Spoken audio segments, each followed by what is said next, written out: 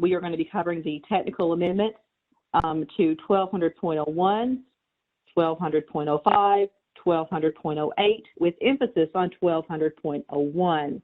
We're also going to be discussing, we had a discretionary hold on some three policy areas within 1200.01. We're going to discuss the relationship between those discretionary holds and the issuance of these technical amendments. So, you know, we use this word technical amendments, and we assume everybody knows about it. And you know, that's the wrong assumption. So I want to take a couple of slides here to explain what is the difference between a technical amendment and what we consider to be, you know, a major revision in policy.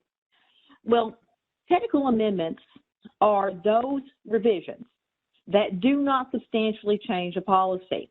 They, you know, again, they can do grammar, but really they exist to clarify, or in the case of what occurred with 1200.01, to delete something which never actually was implemented.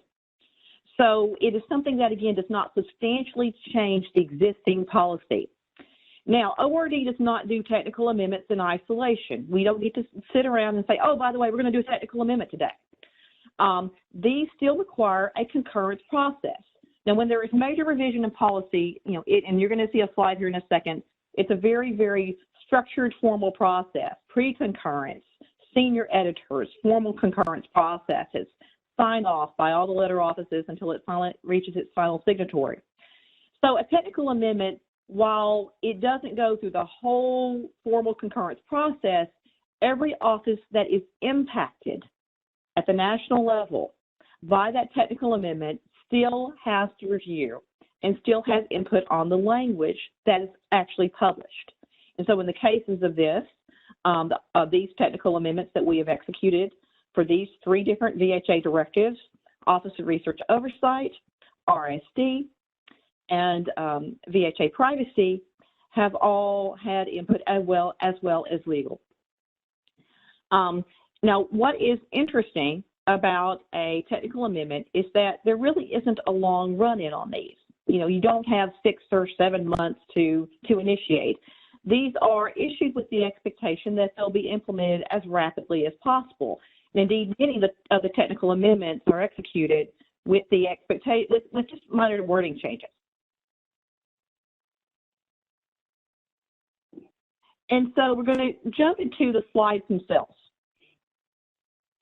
And again, so in terms of this slide, I wanted to, again, as we're trying to reinforce the difference between a technical amendment and a major revision in policy, I wanted to give you an example from, you know, a directive that almost everyone on this call is going to be familiar with, and that is VHA Directive 1200.05, which is ORD's policies for the implementation of the common rule. And so, you know, we have had a directive that was issued, and with the recent issuances of the technical amendments that we're going to talk about today, this is actually the second set of technical amendments.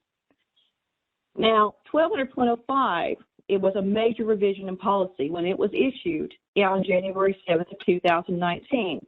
We actually did very good in that. It took us around 9.5 months to get that published from the time that we sat down and said, okay, we're going to issue a new policy, a major revision in order to, you know, to revise the policy to implement the revised common rule. Now, last March, we initiated some technical amendments, including VA's use of commercial IRBs. Now, it took us around 4 months to get those executed, so you can see a shorter timeline. And in terms of the technical amendments that we're going to talk about today, these actually have taken us about 6 months, still a shorter time than a major revision in policy. But that's why when you're hearing us say sometimes, well, we're going to pursue a technical amendment, it's not something that's going to happen in a week or two. Usually it does take at least a couple of months. And usually between 4 or 5 months is the norm. But yeah, there have been circumstances where we can get a technical amendment issued as recently as 3 or 4 days, which was an example of the right to try notice. So as we start to jump into the content. So sorry to interrupt, Karen. We can, for audio, can you just pick up your phone? Yes. Thank you so much. Okay, Kate, is that better? That's excellent. Thank you. Okay, thank you. All right, so I apologize. So in terms of the slide that you're seeing right now, it says Summary of Technical Amendments Number. Again, the reason we're talking mainly about 1200.08 today is, 1200.01, excuse me, is because the majority of the technical amendments that were executed were indeed related to 1200.01. We issued 20 technical amendments on January 8th. 11 of those were 1200.01, 6 1200.08, and 3 for 1200.05. And again, the primary purpose of these recently issued technical amendments, again, you don't just, flip a coin and say, okay, let's just see what we can do because we have nothing else to do today. What we have done is, in terms of 1200.01, that was the primary purpose of executing technical amendments, was to reverse the discretionary hold, to deal with the issues that had been put in place for over 2 years. And we will talk about the discretionary hold here in a little bit. For 1200.05, as we were reviewing these and sending these to the different program offices, again, other program offices can comment, there was a discussion, hey, can we make some minor clarifications to 1200.05 because as a result of COVID, there's been so many questions about, is R&D committee approval required for an emergency use of a test article? Is it clear that, yes, you don't have to have IRB prospective approval? Can we specifically make those clarifying statements? So that was the primary reason that was put in.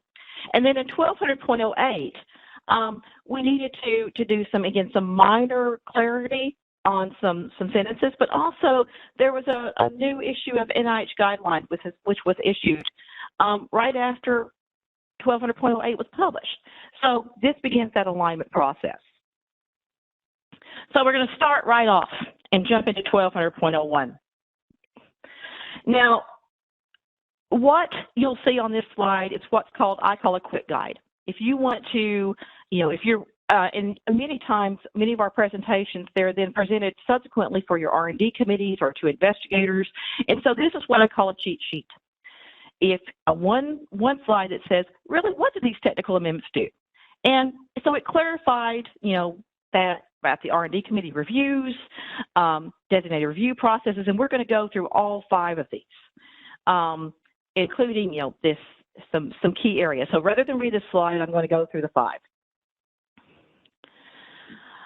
What you'll see on these next 2 slides, again, as part of the attachments that you received today, is a detailed listing of the exact paragraphs. So again, I'm going to jump through these. You have these in your handouts, and jump into the actual meat of 1200.01's technical amendments, starting with those technical amendments that were issued to clarify, resolve the confusion. Is R&D committee approval required for emergency use of a test article? Over and over and over again, you will hear us say, as very clear, that, by the way, it's not VA research until it is approved by an R&D committee. Now, emergency use of a test article doesn't require IRB approval prospectively. It requires notification within 5 working days afterwards. But what about the R&D committee? So that is why, and then you get this issue of, well, by the way, it states in 17.85 that, you can't be covered for a research-related injury if it's not approved by the R&D committee. So there was a lot of questions about this. And again, reinforcing that individuals who received test articles under FDA's regulations, including emergency use provisions, under these regulations, they're still human subjects. And so we wanted to put in a few sentences here to state very clearly in 2 different sentences, in 2 different paragraphs, that emergency use of test article, it's still VA research, even though it doesn't require R&D committee approval. And again, reinforcing over and over again, you do not need R&D committee approval when an emergency use of a test article is applicable to that activity under FDA's regulations. Now, in terms of the next technical amendment, in terms of the topic area we covered, all is related to designated review. Again, still building upon this expanded access. COVID really, truly did change many of the ways and issues that we were dealing with, because now we're seeing all these different expanded access uses of test article, treatment protocols, things that, they're now becoming commonplace, unlike before where it was very, very periodic, very, very random, and not common. Now it's a part of our everyday language. And so what happened here is we got some questions, and we kept thinking about this. Right now in current ORD policy, prior to the issuance of the technical amendments, we stated that, you could use a designated review process as an R&D committee for single patient expanded access protocols for those that required prospective IRB review. Those are the non-emergency expanded access. And so we felt very strongly in ORD that VA facilities should be given the option that if it falls under an expanded access use, and again, it's non-emergency because we're going to require IRB prospective approval, then those R&D committees should have the ability to use a designated review process.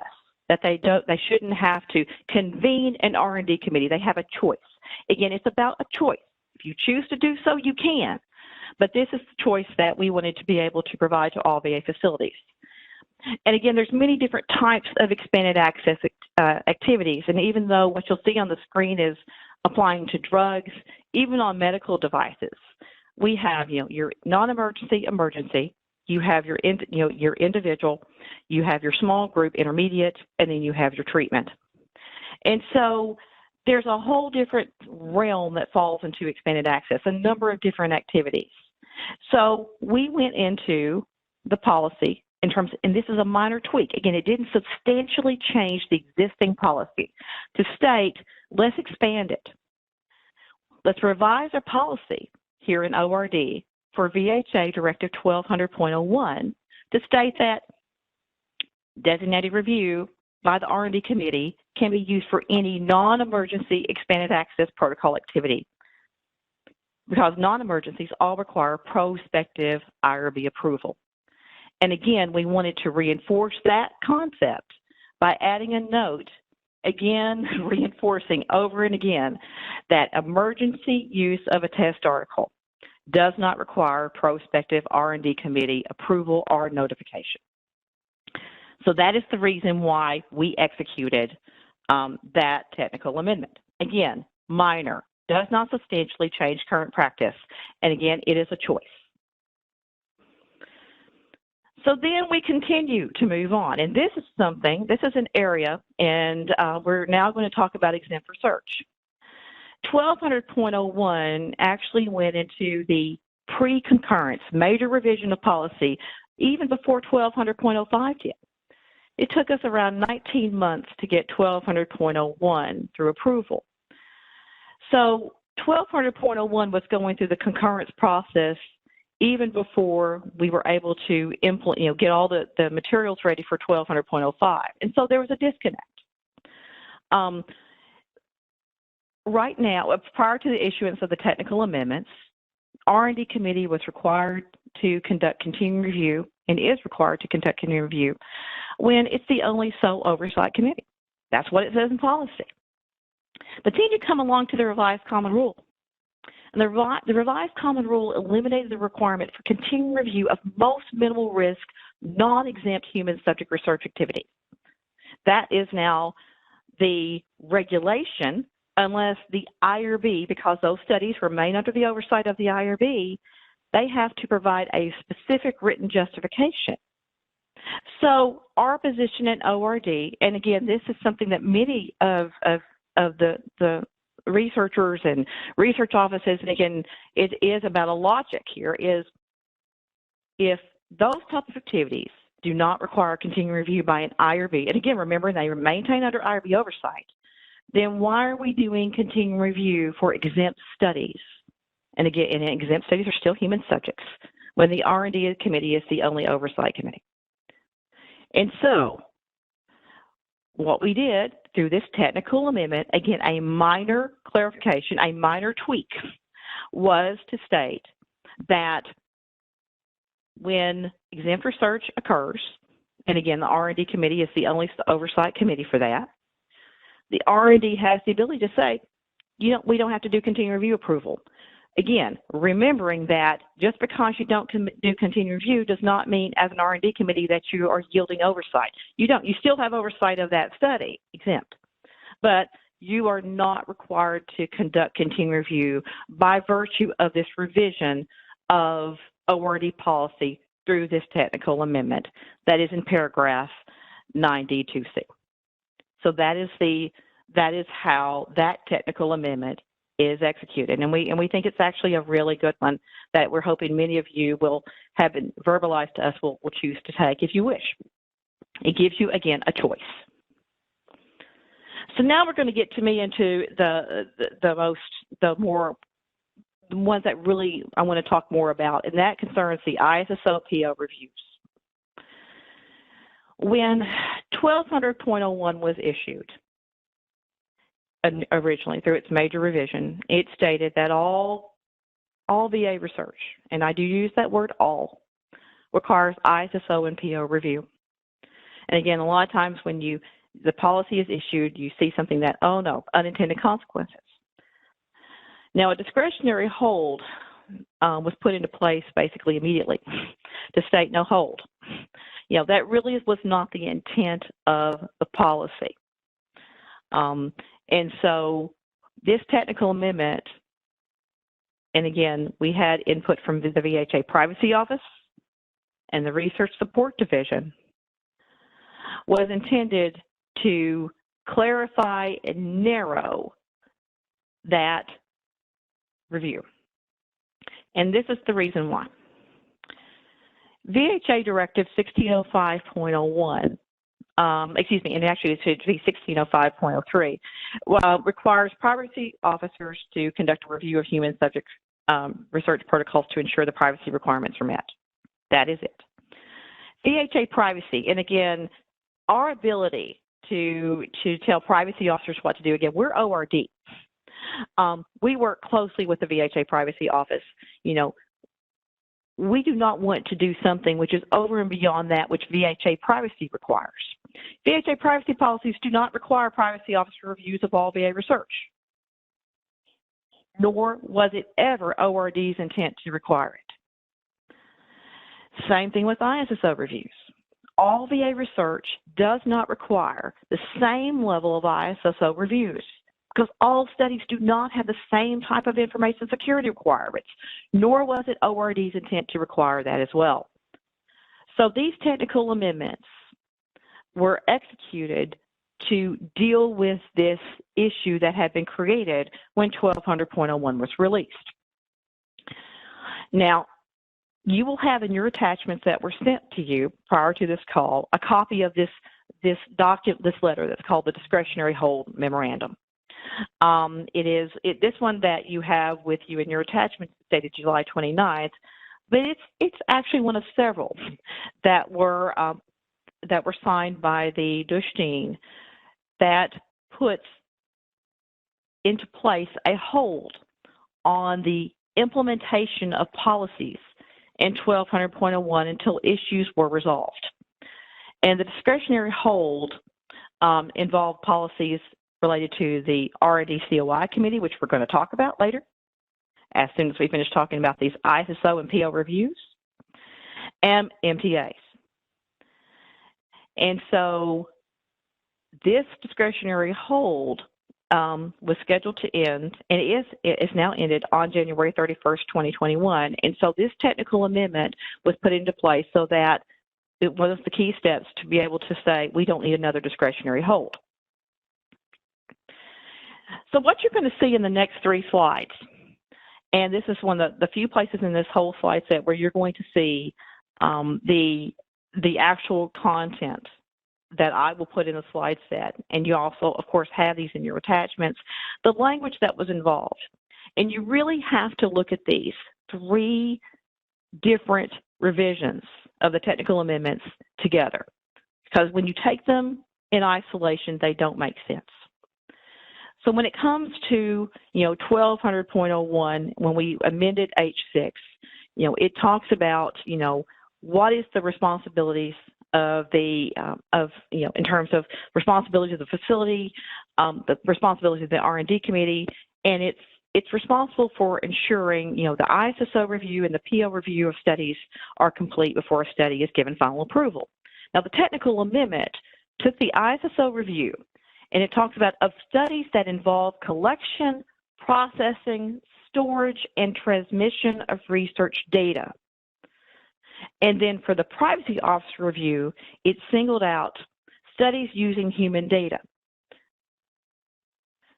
So that is the first scope of, how we were trying to narrow this. Then you take the next technical amendment, which is how are they going to do it? So the ISSO reviews are directly connected to the tool that is used by the ISSOs to determine the level of review, which is the Enterprise Research Data Security Plan. And for the privacy officers, they use the Research Protocol Privacy Review Checklist. And then, as part of a technical amendment that strictly talked about the ISSO responsibility, it talks about the fact, and again, clarifying, not a substantial change in policy, that the ISSO is responsible for making sure that that research complies with the applicable VA information security requirements for VA research data, and also in terms of the IRB, that there is a role of the ISSO in relation to the IRB review and approval of that protocol. So when you look at those, what does it all mean? In terms of the PO review, and what these technical amendments were designed to do, was to align 1200.01 with VHA Directives 1605.03. Whatever VHA privacy requires for privacy officer reviews is what we require. We defer to them. So in terms of what studies require review by a privacy officer, those studies involving human data. 1605.03 defines which studies require that, which studies require the completion of the VA Form 10250. And in terms of the 1200.01 and ISSO reviews, that is where, again, the role of that technical amendment was to state we want to, reference the ERDSP as the tool that will be used to determine the level of ISO review, if any, that applies to that research protocol. And I'm going to talk a little bit more about that.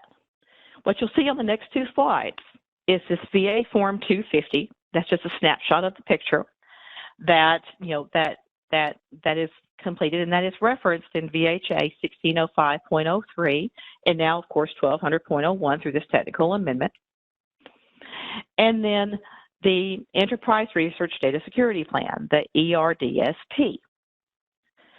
Now, and again, before we start talking about this more in depth, again, the ERDSP has been located in VAERS for several months. And this slide will show you the pictures where it's accessible. Now, many sites, we have around 30, I believe, that are not on VAERS right now. So how is that accessible? Well, it's accessible in our toolkit that we have in ORD, and also there is an OAS Research Support Division public document site, and that can be accessed there. But I want to get, because we have received multiple questions about the ISSO reviews. It is not the intent, and I want to go back, and I'm going to go back to this slide right here that is talking about paragraph 5H6.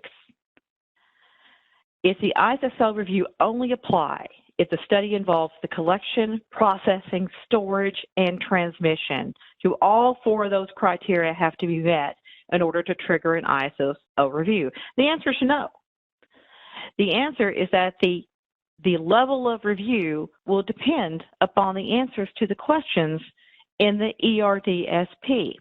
And that's why, you'll see throughout the ERDSP, there's these different areas. And like on this one, you'll see on your slide, there's 4 questions. And it says if any of these are answered yes, the study requires the ISSO review.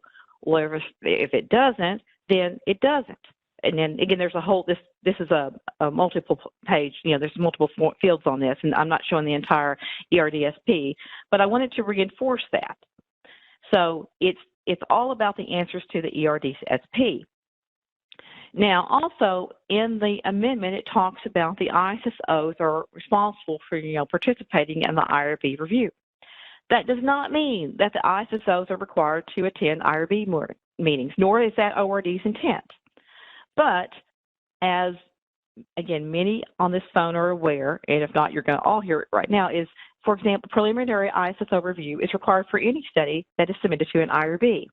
And, for example, in the commercial IRBs, we have an endorsement letter, where indeed the purpose of that endorsement letter, among many other purposes, is to ensure that the preliminary PO and ISSO review is completed prior to the sending of that study for review to the commercial IRB.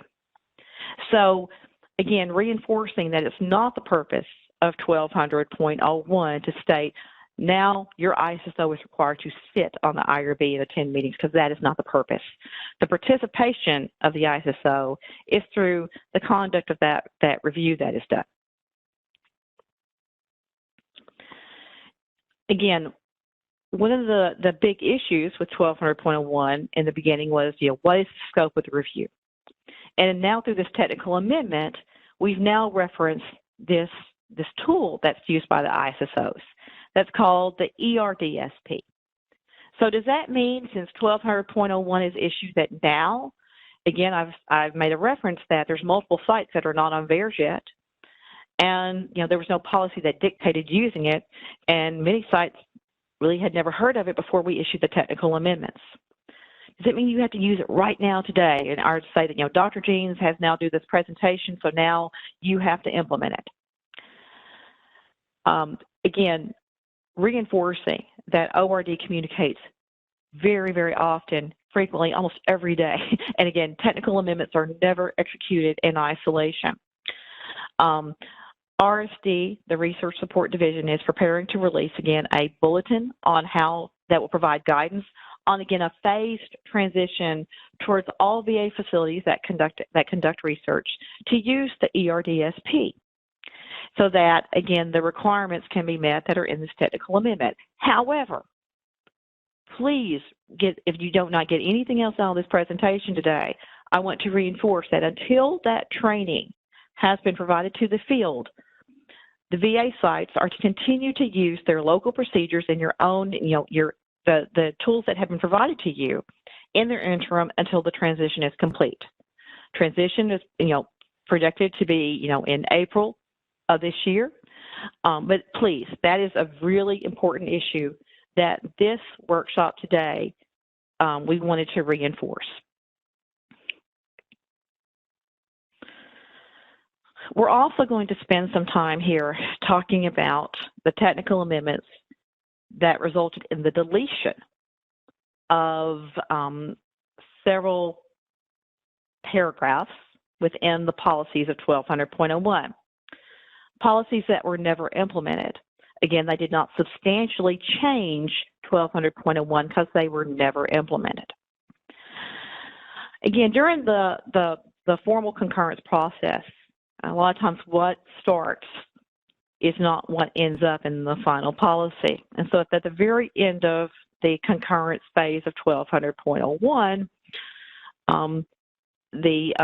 the Office of General Counsel Ethics Specialty Team and OGC put in some policies that were very important, again, because as federal employees, we are responsible for complying with the federal ethics laws regarding financial conflict of interest.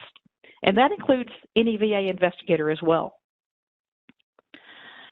Now, there were several things that were in R&D committee. The one that was released in 2019, the major revision, it included the formation of an R&D COI committee. It was mandated. It also described the VA investigator responsibilities for filing the OGE Form 450 Alternative VA. That was the OGE Form 450, which was specifically designed for VA researchers. And one of the reasons this was put in was because prior to that point, there was really no policy that stated you have to do it. And so again, you'll hear often we say there's no such thing as form by policy. Your form is not a policy. A policy represents the use of the form. And so that was why that had been put into place. But again, it caused unintended consequences. Again, you'll see on this slide where, this form had been released in 2013 by the VA Office of General Counsel Ethics Specialty Team. But again, there was no policy that accompanied it. And so there was this huge policy gap. But as a result of 1200.01 being issued in 2019, there was just not enough detail concerning how does this review occur. And so a discretionary hold was put in place to say you don't implement those policies, but you will continue to do what you were doing before 1200.01 came into place regarding the reporting for and review of those forms. And yes, you are to continue using those forms. And I have here on this slide that you'll see is just the front page of the OGE Form 50 Alternative VA. So what we did in 1200.01 through the technical amendment was delete these policies that had never been implemented. They were never implemented because they had been placed in discretionary hold basically from the day they were put out. But please, and again, you will hear me say this over and over again, and one of the purposes of this webinar was to reinforce that removal of those policy sections is not to be given as permission or as a go to say, okay, you can now stop using the OGE Form 450 Alternative VA. That form was developed as a result of, another, it was either the GAO or the IG, again, dealing with this agency and finding that we did not have the appropriate reporting mechanisms for the agency to comply with the federal ethics laws. This form was developed and approved by the Office of Government Ethics. And so this is the form that is to be used, because you cannot say, because 1200.01 now deleted these policies, that we can now disregard federal law.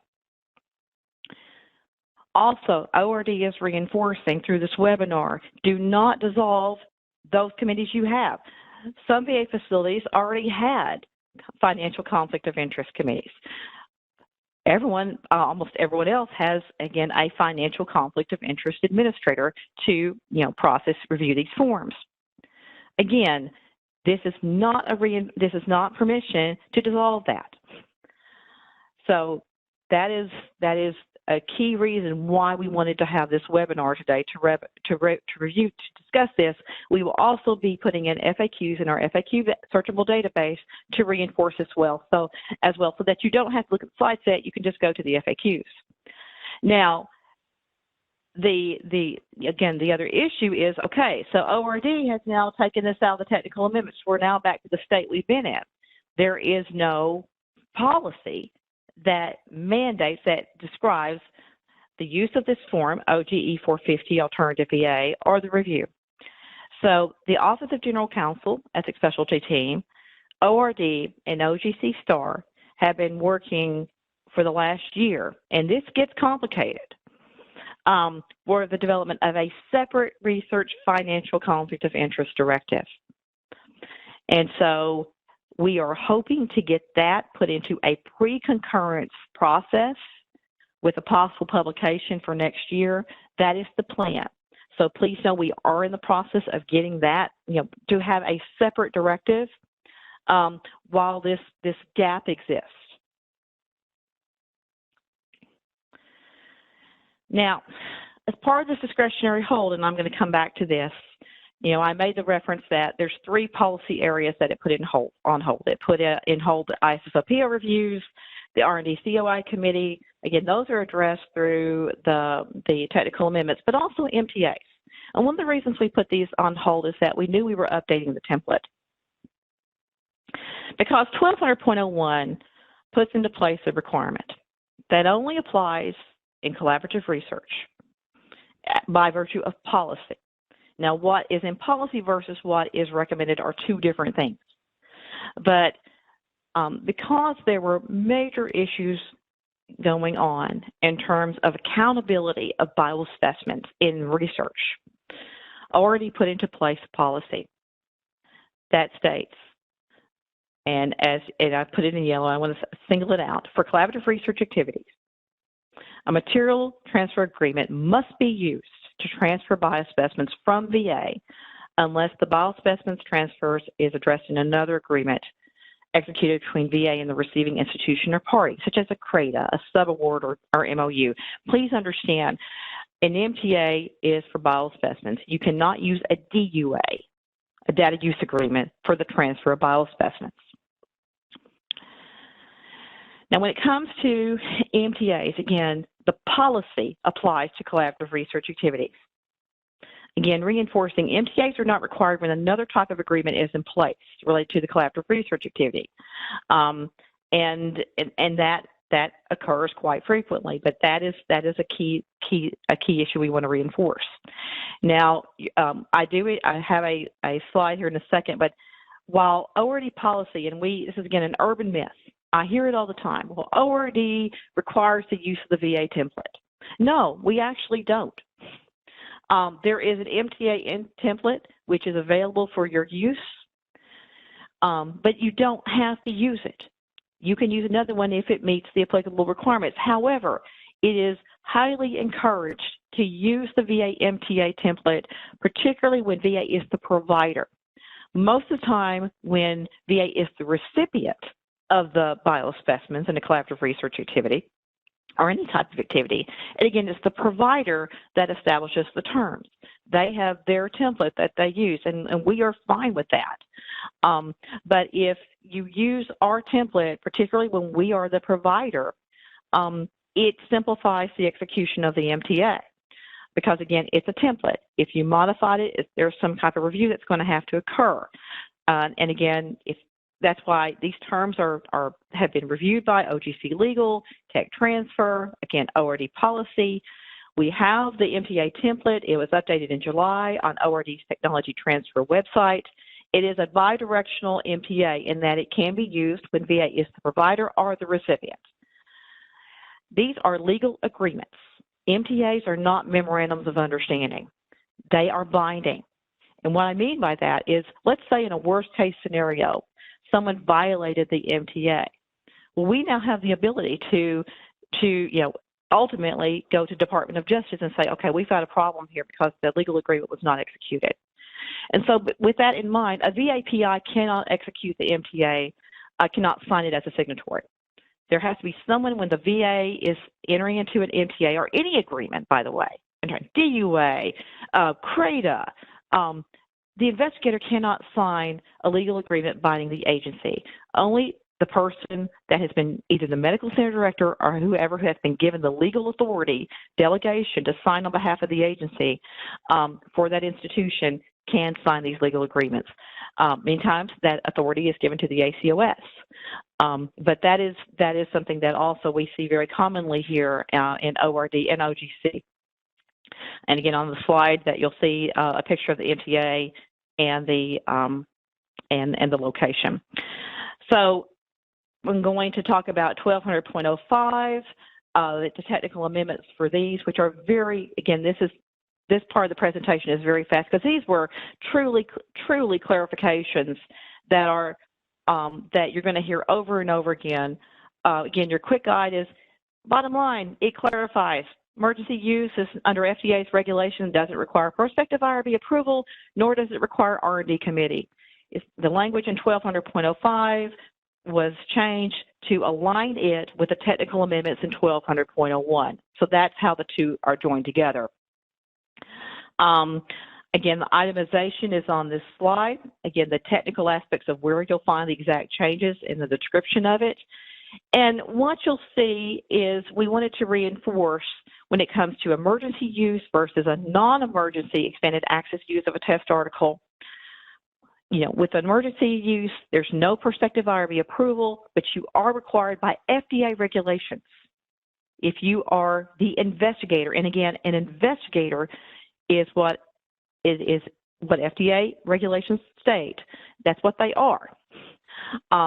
must notify the IRB 5 working days after the administration begins of a test article. Again, no R&D approval, nor is there an ORD policy requiring notification. For any non-emergency expanded access to a test article, again, classic examples is your treatment protocols. Mayo Clinic was a great example of an expanded access protocol, non-emergency, requires prospective IRB approval. It also requires prospective R&D committee approval, but now through the technical amendment, designated review can be used for that. It couldn't prior to the execution of the technical amendment because it is an expanded access protocol that required IRB approval. R&D committee approval can be done through a designated review process.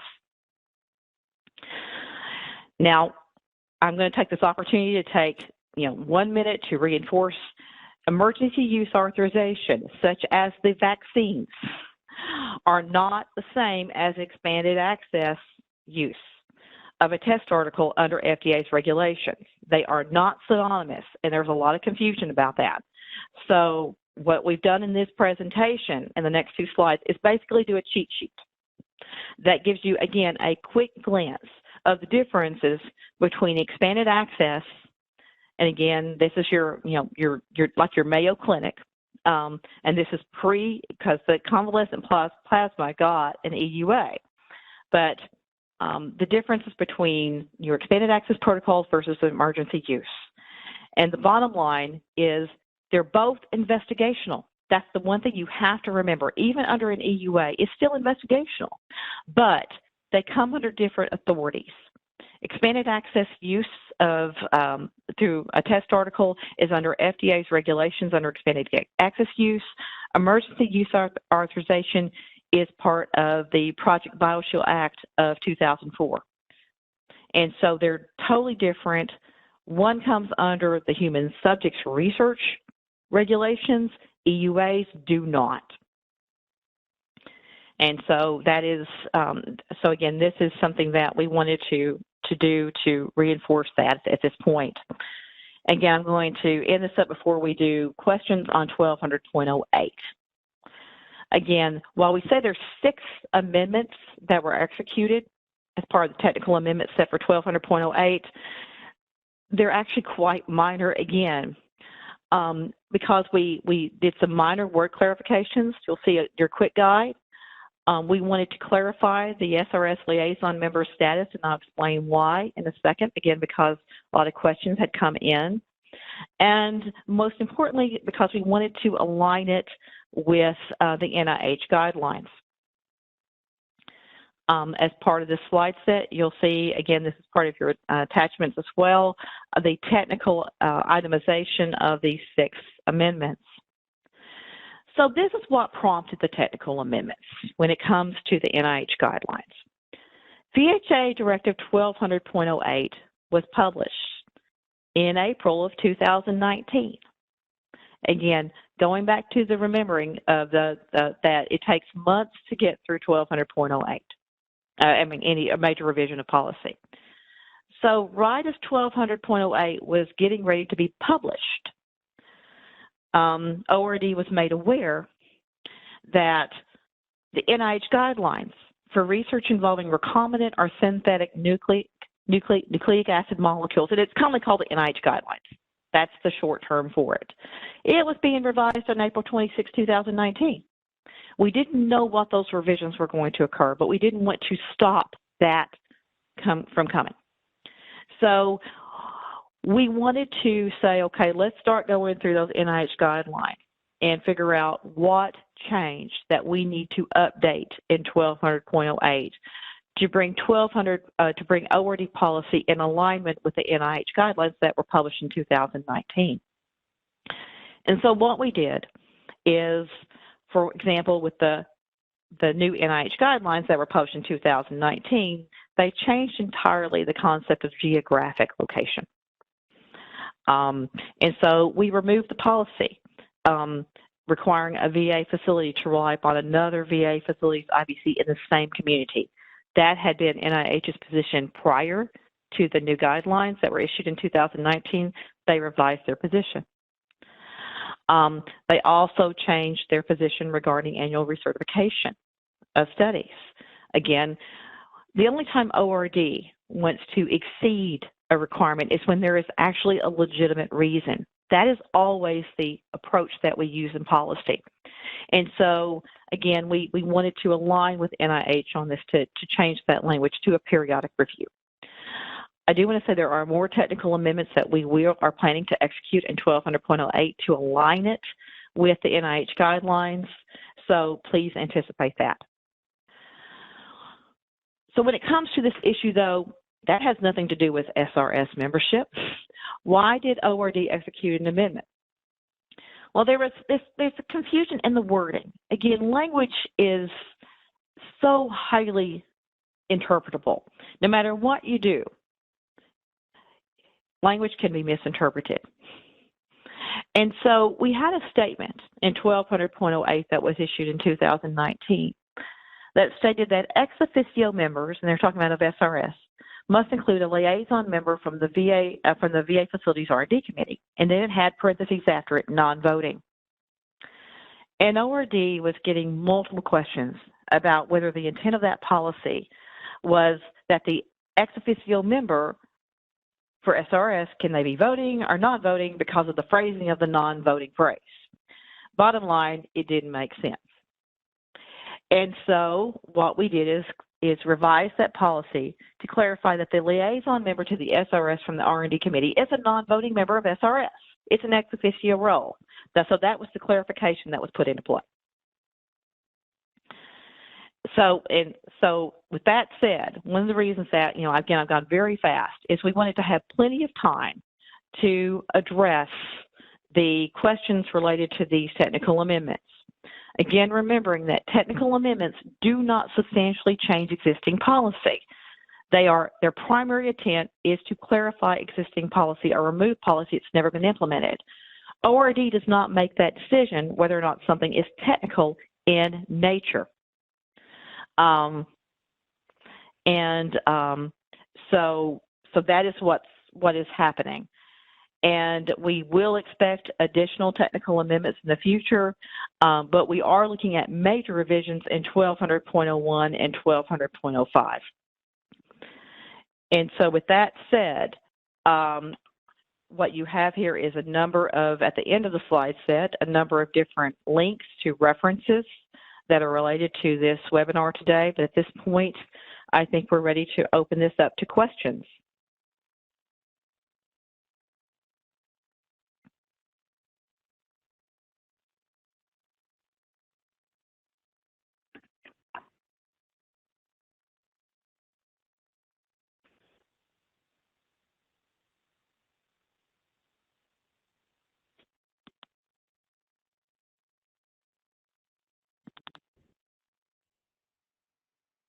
So sorry, I was speaking on mute.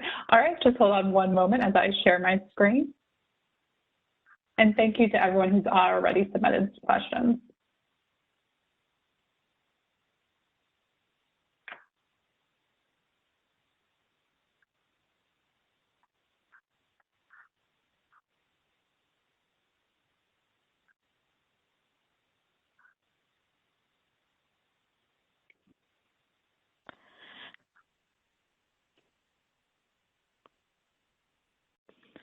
And also, this is Karen. I wanted to also say that I want to acknowledge we have a number of different panelists on the call today from both RSD, the Office of Research Oversight, the Office of Research and Development. So I'm very grateful for their participation today in this panel as we look at your questions.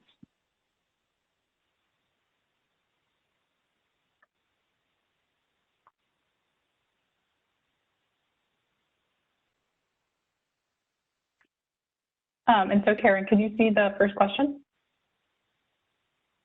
Yeah, can you read it out, Kate, for her, please?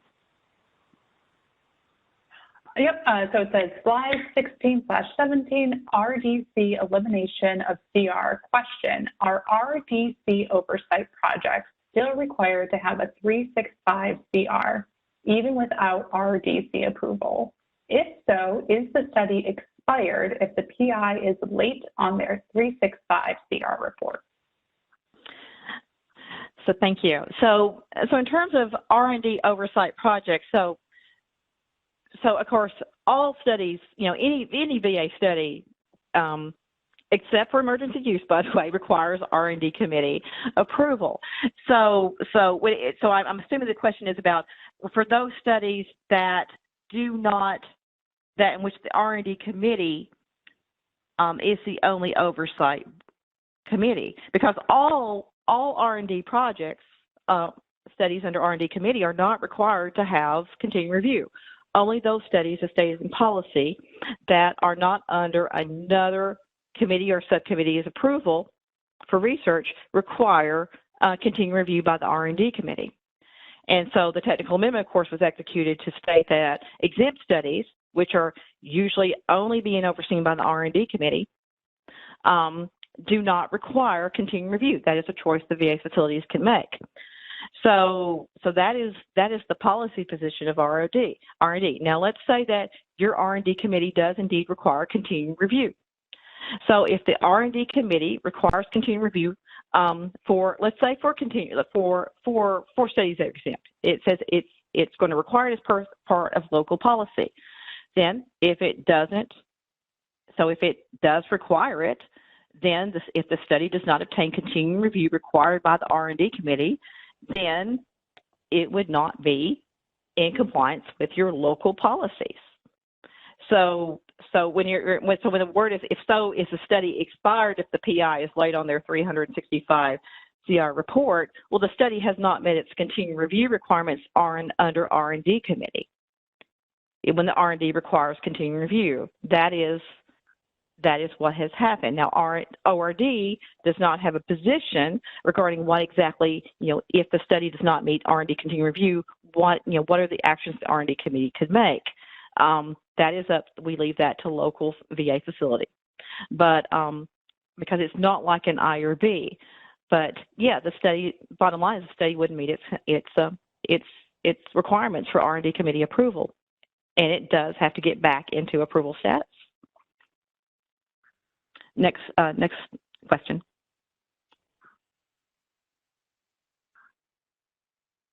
Hi, Karen. This is Cindy. I'm going to take over reading them so that Kate can focus on adding the questions that keep coming in.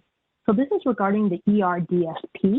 The question is, for Section 9 of the ERDSP, PIs with partial off-site waivers are answering no to the question about transferring data to an external entity because the PI didn't transfer it externally. Instead, they created it externally. Should this question be revised to also ask if the data is created externally? Can you relay this question to OIS RSD, please? Hey, this is Terry Peters from Research Support Division. Yeah, that's a very good question there. And yes, it should be answered no. Even if we're creating it offsite, storing it offsite, that's still it's outside the VA, right? So that should be corrected. We will clarify that in the ERDSP guide, as well as we'll also bring that up in the training as well.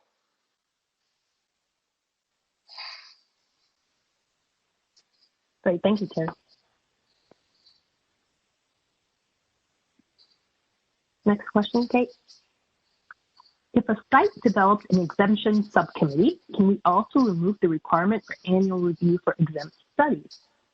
That's the first question, Karen. So when it comes to the exemption, in terms of can we also remove the requirement for annual review for exempt studies, I'm assuming that question is related to the exemption subcommittee. I mean, the bottom line is that there is no requirement as of now, unless the VA facility chooses to do so, to do continuing review for exempt studies. So if you being the VA facility, developed an exemption subcommittee, and your exemption subcommittee had as part of its policies and procedures that it required an annual review, then again, it can be removed because it's not even required. It wasn't required before, even then. So yes, it could be removed. Absolutely.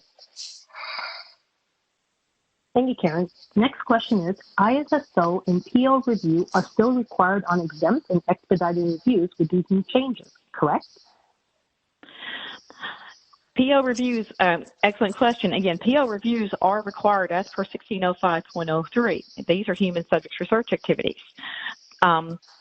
You know, any study that is in terms of, and I'm going to defer to Mr. Peters as well, but again, the level of ISSO review is going to be dictated by the responses on the ERDSP, but those studies still will require review as well, and I will defer to Mr. Peters for additional comments on that. Yeah, thank you, Karen. Yes, the ISSO review is required on exempt studies because, you know, we're still collecting, processing, storing data, right? So yeah, that review is still required. And again, you know, as far as the ISSO review that's required, you know, it's going to be, that will be conditional on the conditions, right, as to how you answer those conditions. But it is required for exempt studies. Thanks, Terry. Next question, perfect. Must the OGE Form 450 Alt-VA be returned to the investigators after the COI administrator reviewed and signed it?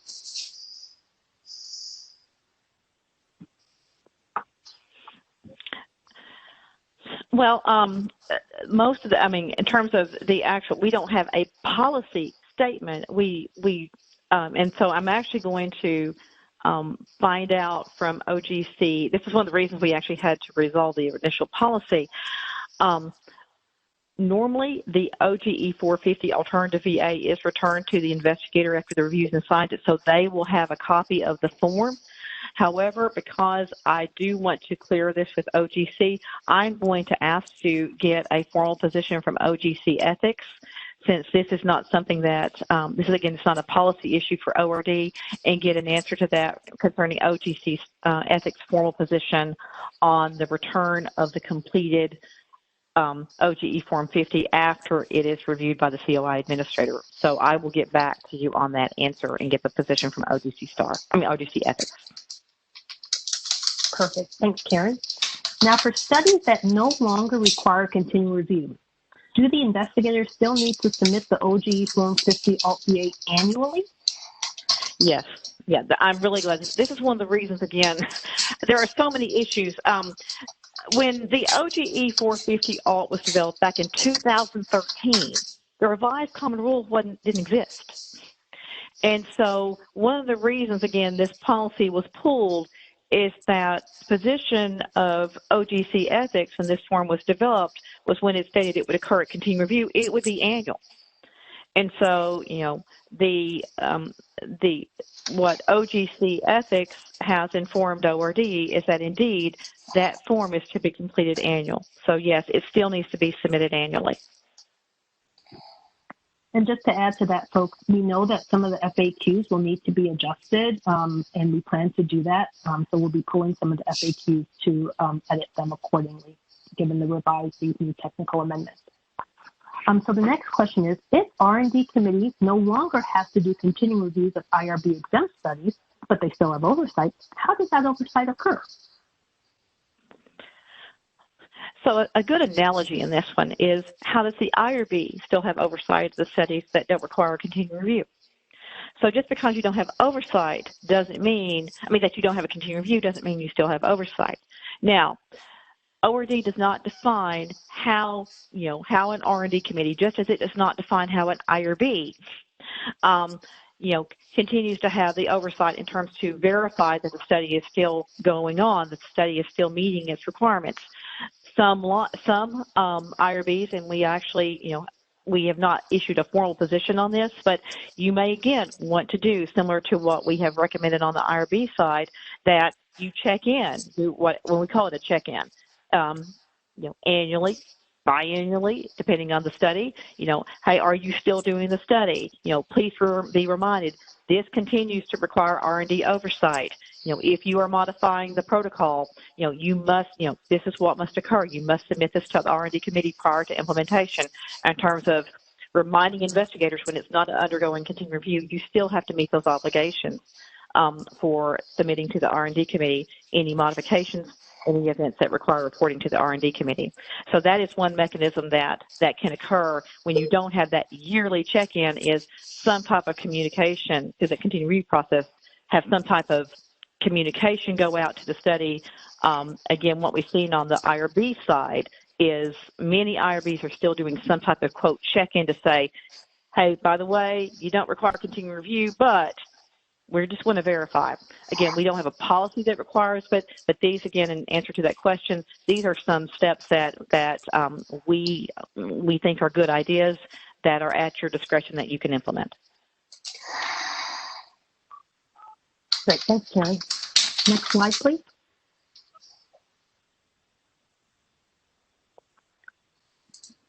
So can we stop requiring continuing reviews for exempt studies effective immediately? And to the point you just raised, Karen, does ORD plan to provide a project status update form in VAERS for those studies under R&D committee oversight that no longer require continuing review?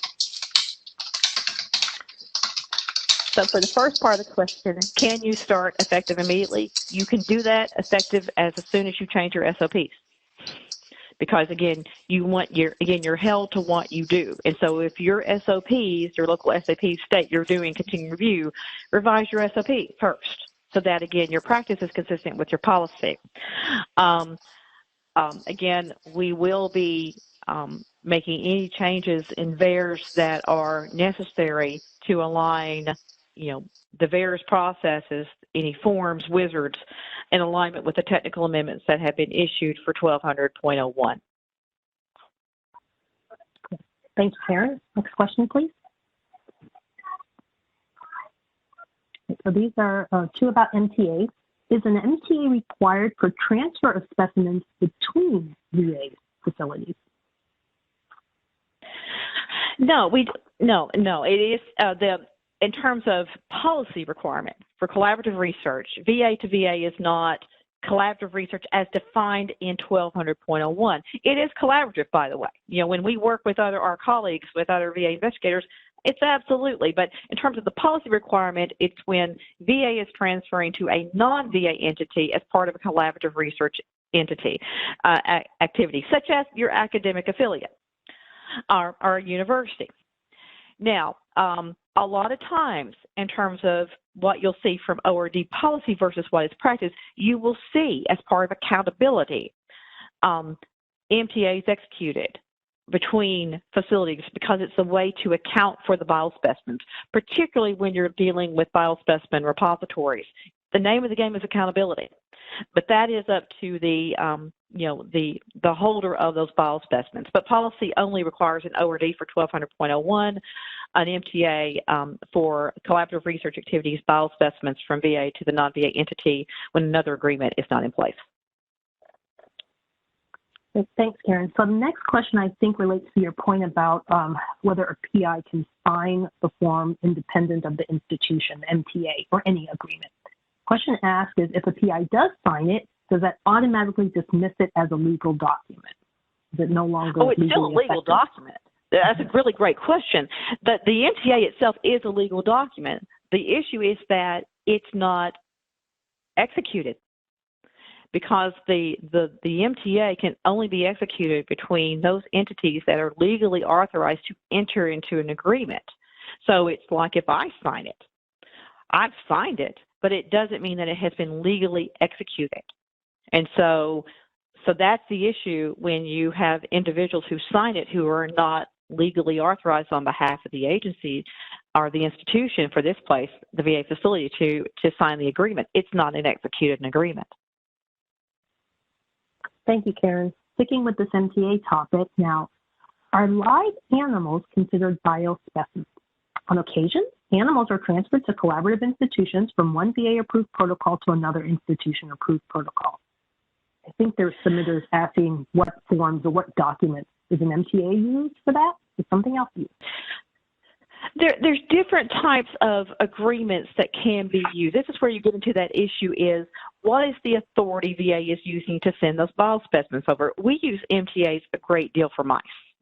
When we are transferring mice between VA and the non-VA entity, particularly our universities. And so that's going to be the issue. Again, I'm going to ask is, do we consider a mouse a live animal to be a biospecimen? Or yeah, it is. I mean, it's a biological creature. But a lot of times there are different types of mechanisms that are used. But again, ORD is reinforcing there has to be something that states, to be accounting for, okay, what did we transfer over there, and what is the document to show that we transferred it over there?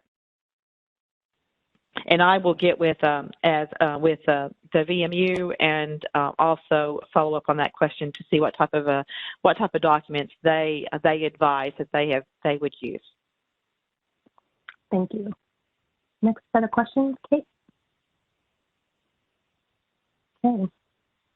Is ISSO review required for animal research projects, even for projects that are off-site? There has been email the past week regarding this, but it still seems to be a little unclear if it's a requirement for project approval. Hey, this is Terry Peters with Research Support Division. Yes. So, well, let me reflect on that. Yes.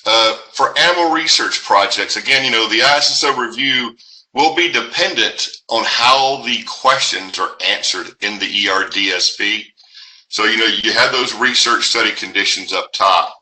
If any of those are marked yes, right, then an ISSO review is required. And the form alerts you to this too. It actually pops up a message. And then also as you're completing that ERDSP, there are also embedded questions that if they are answered a certain way, will also trigger the ISSO review. But again, it just depends on how the ERDSP is completed. Like if you got an animal study and you're going to be transmitting or transferring data outside of the VA, then that's going to trigger an ISSO review. So, but again, it's dependent on how you answer, how you complete the ERDSP. Thanks, Terry. And then following that, is animal research under USDA categories B and E considered non-sensitive if there are no photos or videos collected? Hey, I'll take that one, Terry. Okay, John. Hey, good afternoon, everyone. This is Dejon Williams from OIS Research Support Division as well. Based on our collaboration and input from the ORD Animal Research Program, their subject matter experts, and the VMO office, we were provided clarity in that if you have research data under that specific category that does not involve pictures and or video, the data would not be considered sensitive. It would in fact be considered non-sensitive from a data classification perspective. But we will address that in specific use cases in the upcoming role-based training as well. Thanks, Dejon. Next question, Kate. Keeping on the topic of ERDSPs, if the ERDSP indicates that no ISSO review is required, who is responsible for reviewing the ERDSP and comparing it with the protocol and other materials to make sure the investigators' responses are accurate? In our experience, investigators often answer the ERDSP questions inaccurately or incompletely. So even when the form says an ISSO review is not required, our ISSO finds that there are information security issues requiring ISSO review. Hey, this is Terry Peters again.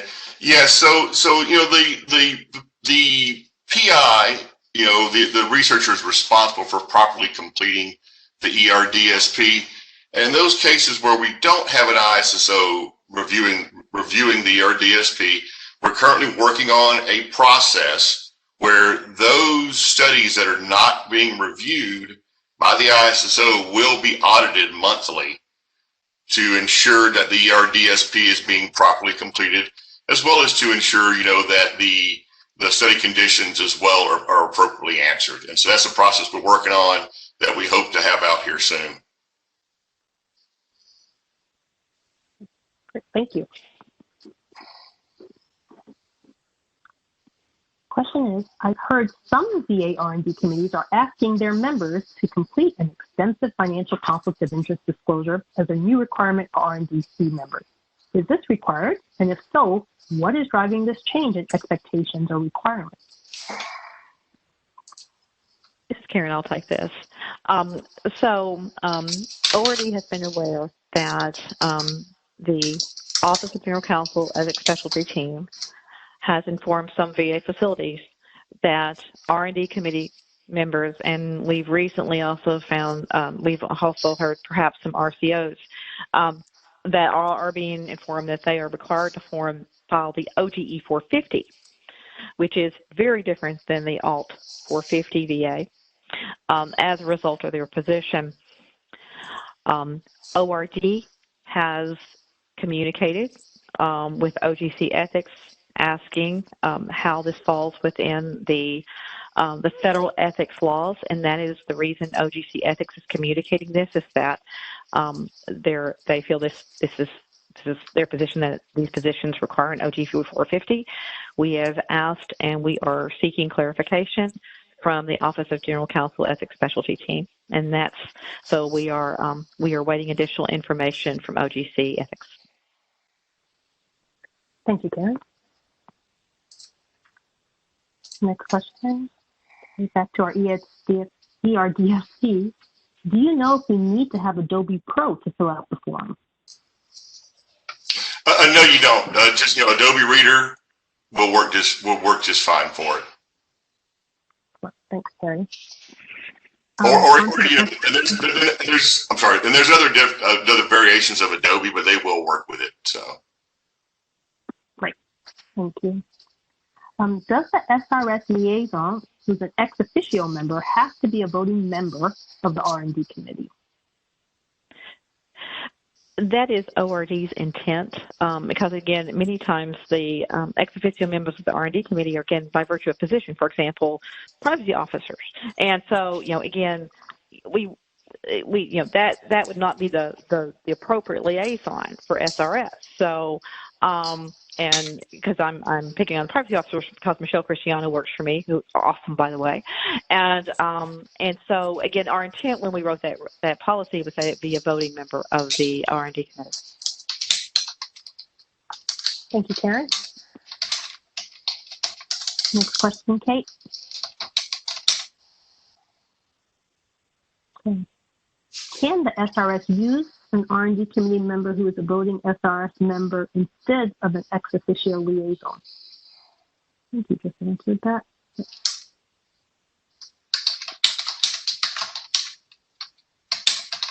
Do you have anything more to say about that, Karen? I think you just answered that. Yeah, I'm not sure what I don't understand the question, so I'm going to have to follow up on that. So I don't. Okay. Because we'll leave that one for this. Yeah. Let's go to and we've answered the second question already. Yes. All right. Okay. And here we go again. We've answered this question. Can we move on? Yes. Kate, next one. Thanks. All right. I found the answers the study team puts on the VA Form 10250 usually include at least wrong information almost every time, unless the PO works with them on filling it out. The PI portion of the ERDSP is longer. The ISSO is not doing at least some review of every study. Who catches whether ISSO review is actually required? And I think, Terry, you mentioned your upcoming plans on how you're going to do that with your monthly audit. Yes, that's correct. Yeah, the audit process will be put in place to look at those studies not reviewed by the ISSO to ensure they're properly completed and everything. Excellent. Thank you. Next question.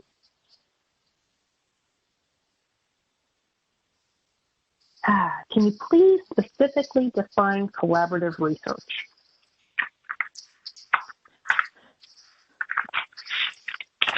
Again, I mean, it's a research activity as defined between 1200.01 between an institution and a VA institution for purpose of policy in 1200.01, in which the VA institution and a non-VA institution are involved in the conduct of that research activity. And that is why that specific scenario is what elicits the policy requirements regarding collaborative research. Thank you. For studies determined to be research but not human subjects research, is the TO review needed? I believe that ISSO review would still be needed. So in terms of, this is Karen again, for reference in terms of the VA Form 10250, The VA Form 10250 addresses human subjects research activities.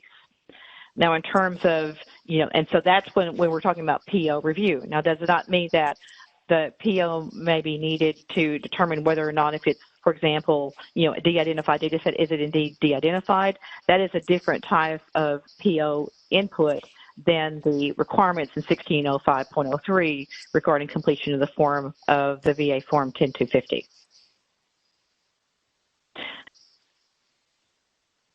Terry, do you have anything to add about non-human subjects research and whether ISSO review would still be needed? Yes, the ISO review would still be required. Well, again, when it's non-human research, right, it all depends on how you mark that ERDSP, right? Okay. So. Okay.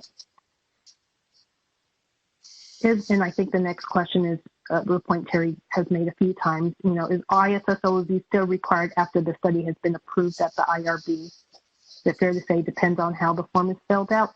Yeah, so a couple things on this one here. So, the ISO, of course, is required to at least do a preliminary review before the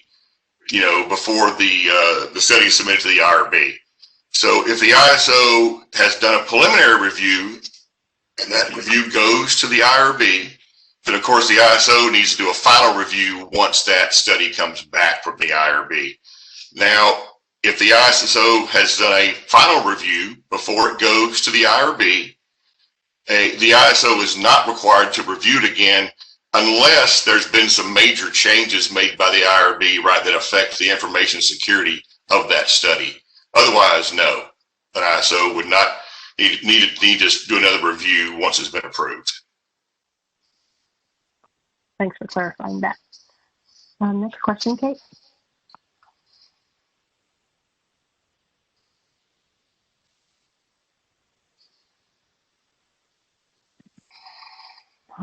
Can the SRS use the R&D committee coordinator as the ex officio liaison member if the R&D committee coordinator regularly attends both SRS and R&D committee meetings?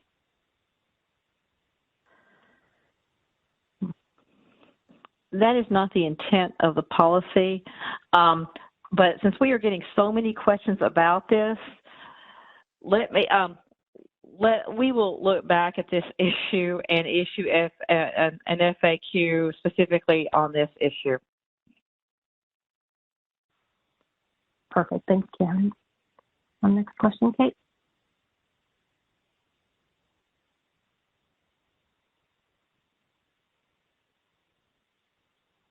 It is clear that the ISSO and PO review is required for initial application, but for the exempt studies at continuing review, are the PO and ISSO review required then, even if the studies do not require review at the R&D committee?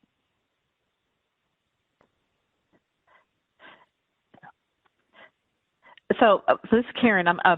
If there's no continuing review by the R&D committee, there's going to be no continuing review by the PO and ISSO review. I mean, it's PO because it doesn't exist.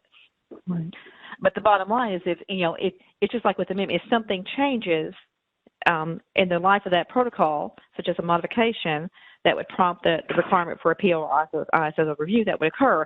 But no, just because if there's no continuing review for the study by the R&D committee, then there's not going to be a separate PO and ISSO review by virtue of secondary policies. So it won't exist. We're going to skip the next question. As Karen mentioned, we'll be generating an FAQ that addresses, will take into consideration all these different iterations of the liaison and the SRS. Is that fair? Yes. Okay. Next question about VHA Directive 1200.01, paragraph 9D1. D states, at approval, the R&D committee must set the time frame for continuing review. The time frame may not exceed 365 days. Since this is stated in 1200.01, then does this mean R&D committee must do a continuing review annually every 365 days for R&D committee only oversight studies? for those, unless it is exempt research. Mm-hmm. So it will. So that is exactly what this question says. So continuing review for those studies that are under R&D committee oversight only, except for exempt research activities, would be required to have it every 365 days, or no later than. Perfect. Thank you, Karen. For the ERDSP header, under type of study field, it doesn't allow the PIs to choose both bench and animal research. Should the form be revised, or is the PI expected to complete 2 forms? Hey, this is Terry Peters again. No, you should have to complete 2 forms. So just to clarify what we're talking about bench, we're talking like the study's basic laboratory and animal as well. That's the part I'm not sure about. But what I can do on this one here, we will follow up with a request on this one. The submitter does say yes. So it's both bench and animal. Yes. So we can revise the form to allow for that entry. And that's a good one to bring up. Thank you. Thank you. Next question, Kate. We have about 5 more minutes, folks. Okay, we have investigators with non-VA grants using our VMU. Is the ERDSP still required? Yeah. So on that one, I mean, is it a VA research study, or are they just using our VMU for, say, an affiliate is using it for their study? This is Karen. I absolutely agree. I mean, the question is it when we have investigators, if they're doing VA research, that's what elicits the issue. I don't see anything popping up in the chat box from the submitter, so. Right. Yes, an easy way to say is just, if the study is being, if it's animal and it's being approved by the R&D committee, right, then an ERDSP would be required because it's VA research.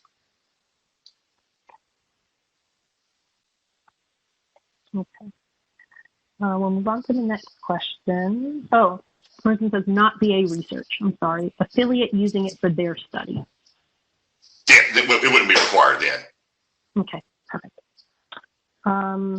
Is local ISSO review required, or is there an acceptable alternative to local ISSO review when the local ISSO is either not available or not responsive?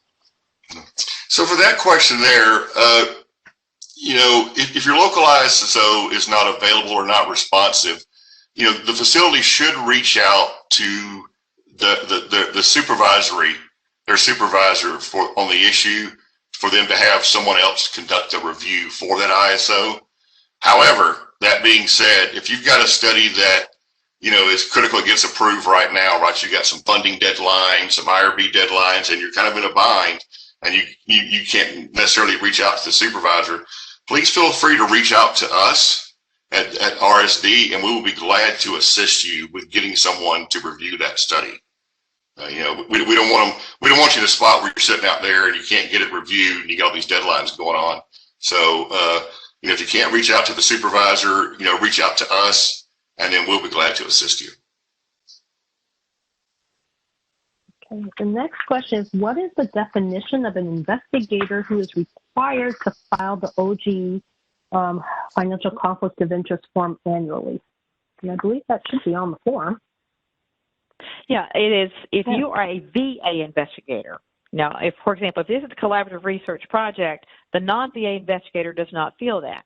It is the VA investigator, whether you are the PI, co-PI, sub-investigator. If you are listed as a VA investigator for that study, that individual is required to file the OGE 450 Alt VA Research Financial Conflict of Interest Statement, both before the study is approved and also annually. Thank you, Karen. Okay, next question. Okay, we only have 2 more minutes, so we're going to be winding down our questions to allow Karen to do a closure in about 1 minute. Oh, I think this is the same question, Kate. Okay. Does the new DUA directive that was just released impact any of the technical amendments, 1200.01 and 1200.05? The new DOA directive and ORD, whoever asked this, I'm really glad, again, because the ORD put out an update earlier this week concerning the discretionary hold that is going to be put on the parts of 1080.01 as a technical amendment is being issued. But the DUA directive 1080.01 actually has no impact on 1200.01 or 1200.05. And this will be our last question.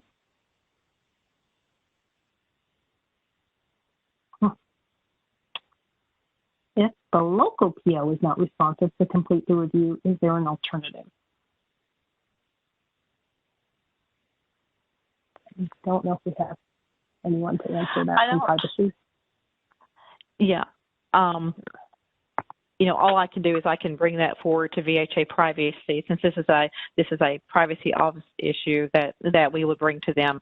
Also, I do want to address one question quickly that's in the chat box. Are research personnel required to complete the COI 450 Alt-VA or just PI, co-PI, sub-Is? All research personnel are not required. It is only the VA investigators that are indeed PIs, co-PI, subs, co. It's not others besides those individuals. Perfect. All right, and with that, Karen, we are at the end of the time for questions, and I think at the end of the questions that we received. Good job. Well, great. Well, then I will make a quick statement to say thank you so much again for attending this webinar. We know it was rescheduled twice, so again, appreciate your patience and also your excellent questions that you've asked today.